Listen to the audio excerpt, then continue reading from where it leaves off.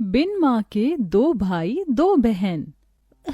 ए माँ, उठ ना माँ, उठ ना माँ। विनोद भैया, माँ को उठने को बोलो ना। देखो, इंदर भैया कितना रो रहे हैं। बड़ा ही बुरा हुआ इन चारों भाई बहनों के साथ। एक इनकी माँ सीता ही तो थी, जो आज वो भी चली गई।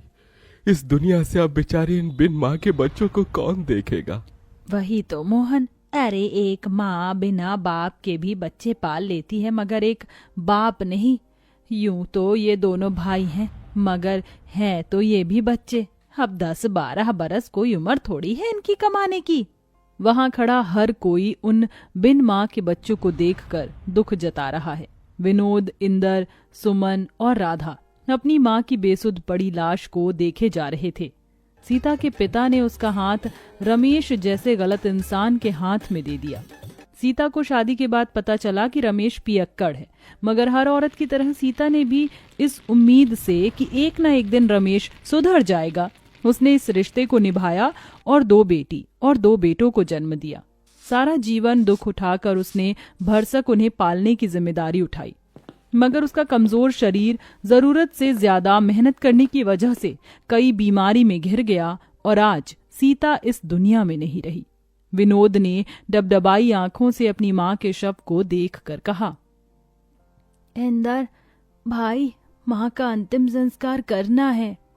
दोनों भाई अर्थी उठाए शमशान घाट लाकर अंतिम संस्कार करते हैं। ठंड इतनी भयंकर थी कि बेचारे उन बिन माँ के भाई बहनों का रोम रोम कांप उठा था। दुधमुही राधा चिता को जलता देख बस रोए जा रही थी।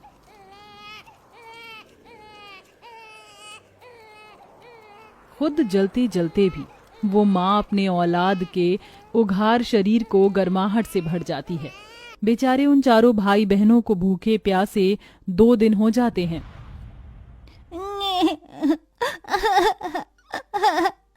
अले ले ले, चुप हो जा राधा, तू तो भैया की प्यारी बहन है ना। भैया, राधा को दूध पीना है, वो भूख से रो रही है। बस अब मैं मेरी दोनों बहनों को ऐसे भूखा नहीं देख सकता। इंदर, तू इनका ख्याल रखना, मैं खाना लेके आऊंगा। मैं भी आपके साथ चलूंगा भैया, हमारी दोनों बहनें हम दोनों भाइयों की जिम्मेदारी है। ये ले सुमन, राधा का ख्याल रखना। 2 साल की राधा को सुमन की गोद में देकर दोनों भाई उस ठंड के कहर में काम ढूंढने निकल जाते हैं। ओह भैया, यहाँ तो कितनी ठंड है और कोहरा भी, कुछ भी दिखाई नहीं दे रहा। हमें आगे चलना होगा। कुछ दूर आगे आकर वो कुछ लोगों को अनाज की बोरियां उतारते देखते हैं। चल भाई, वहाँ चलकर काम मांगते हैं। हाँ भैया। जरा जल्दी जल्दी बोरी उतारो। दोनों भाई रामनाथ के आगे हाथ जोड़कर खड़े हो जाते हैं। सेठ जी, हमें भी काम दे दीजिए। मगर बच्चों, तुम तो अभी बहुत छोटे हो और ये बोरियां उतनी ही भारी हैं, उठा पाओगे तुम? तभी दोनों की आंखों के सामने अपनी बहनों का भूखा चेहरा आ जाता है। हाँ सेठ जी, हम उठा लेंगे, क्योंकि इस वक्त हमें अपनी दोनों बहनों के लिए खाना लेकर जाना है। रामनाथ दोनों को काम दे देता है। ठंड में बोझा ढोके खाना लिए वो घर जाते हैं और अपनी बहनों को पेट भर कर खिलाकर खुद भूखे सो जाते हैं। ऐसे ही 15 साल बीत जाते हैं। विनोद, इंदर, ये लो तुम्हारी आज की दिहाड़ी। कितने हैं सेठ जी? दोनों के मिलाकर पूरे 2000 हैं। बहुत बहुत शुक्रिया सेठ जी। विनोद, कितनी बार कहा है मुझे सेठ जी मत कहा कर, काका कहा कर। कितने छोटे से आए थे तुम यहाँ, 15 साल बीत गए। तुम दोनों भाइयों की वजह से मेरा कल का छोटा सा गोदाम राशन मिल बन गया है। खैर, पिछले 2 दिन से तुम घर नहीं गए। जाओ, तुम्हारी दोनों बहनें चिंता कर रही होंगी। चलो भैया, घर चलते हैं। तभी उन्हें जाता देखकर रामनाथ ने कहा, इन दोनों भाइयों को देखकर लगता ही नहीं है कि ये बिन माँ के बच्चे हैं। खुद पर दुख उठाकर अपनी दोनों बहनों को पढ़ाया लिखाया। ईश्वर ऐसा भाई और ऐसी औलाद हर माँ को दे। राधा, सुमन, कहाँ हो हमारी प्यारी बहनों? विनोद भैया, इंदर भैया, कहाँ थे आप? आप दोनों को देखो तो, मुंह कैसे मुरझाया हुआ सा है। अरे वो सब छोड़ो और ये देखो, हम तुम दोनों के लिए क्या लाए हैं। क्या लाए हैं भैया? अरे ये तुम दोनों के लिए दो दो जोड़ी सूट और ये स्वेटर। भैया इसकी क्या जरूरत थी, कितनी ठंड पड़ रही है और आप हर दिन ऐसे ठिठुरते हुए जाते हैं काम पर। हर बार हम दोनों बहनों के बारे में सोचते हैं, अपने तन पर एक जोड़ी स्वेटर भी नहीं खरीदते। आप नहीं जानते भैया, आप दोनों जब कांपते हुए काम पर जाते हैं ना तो हमें बहुत दुख होता है। कहते कहते सुमन रो देती है। अरे पगली रोती क्यों है? तुझे पता है तुम दोनों हमारे जिगर का टुकड़ा हो। हम तुम्हारी आंखों में आंसू नहीं देख सकते, इसलिए तुम्हारे गरीब भाई खुद ही दुख उठाते हैं।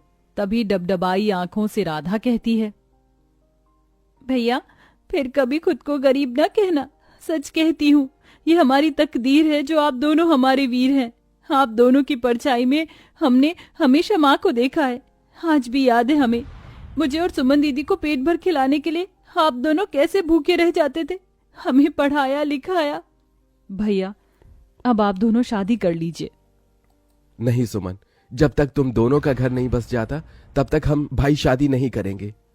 तभी दारू के नशे में धुत रमेश घर में घुसा। ए विनोद, चल मुझे पैसे दे, मुझे दारू पीना है। शर्म नहीं आती आपको?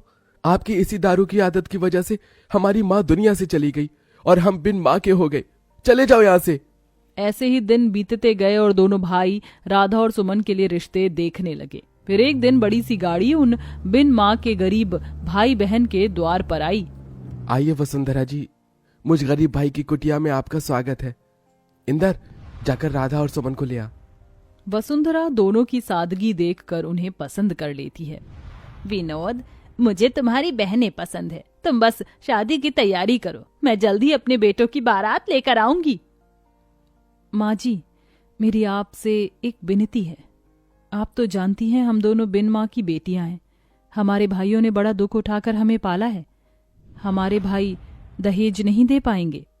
ये सुनकर दोनों भाइयों की आंख से आंसू छलक जाता है। बेटी, मुझे कोई दहेज नहीं चाहिए, चलती हूँ। ऐसे ही दिन बीतते हैं। इधर शादी का दिन पास आया है तो वहीं ठंड कई गुना बढ़ जाती है। भैया आज आपकी तबीयत बिल्कुल ठीक नहीं लग रही है। हाँ भैया, लगता है आपको ठंड लग गई है। आज आप आराम कीजिए। नहीं इंदर, अभी बहनों की विदाई के लिए पैसे जोड़ने हैं, मैं घर पर नहीं बैठ सकता। ये कहकर उतनी ठंड में भी विनोद काम पर चल देता है। अब वह दिन भर बोरी ढोते और फिर बचे वक्त में जूते साफ करते तो कभी मलबा ढोते। अब शादी की रस्म भी शुरू हो जाती है। राधा सुमन को हल्दी मेहंदी लगाने लगती है। भैया, कल इसी वक्त हमारे आंगन में बहनों की बारात आएगी। ये हम दोनों भाइयों का कितना बड़ा भाग्य है ना भैया, जो अपनी बहनों का कन्यादान हम करेंगे। हाँ इंदर। मगर दोनों को कहाँ पता था कि एक और दुख उन पर आन पड़ने को है। शादी के रखे पैसे को रमेश चुरा कर ले जाकर दारू पी जाता है और खूब सट्टा खेलता है, जिसके बाद दोनों चिंता में आ जाते हैं। भैया पैसे तो है ही नहीं। हे भगवान, कितनी मुश्किल से कर्ज उठाया था शादी के लिए, अब ऐन मौके पर कौन देगा ऐसे पैसे। अरे यार, आज राधा और सुमन की बारात है, हमारी बहनों की इज्जत चली जाएगी, कैसे करेंगे हम उनकी विदाई। माँ, तेरे दोनों बेटे हार गए माँ। दरवाजे पर खड़ा रामनाथ ये सुन लेता है और फौरन पैसे मंगवा कर उन्हें दे देता है। विनोद, इंदर, ये लो और इसे अपनी बहनों का कन्यादान करो।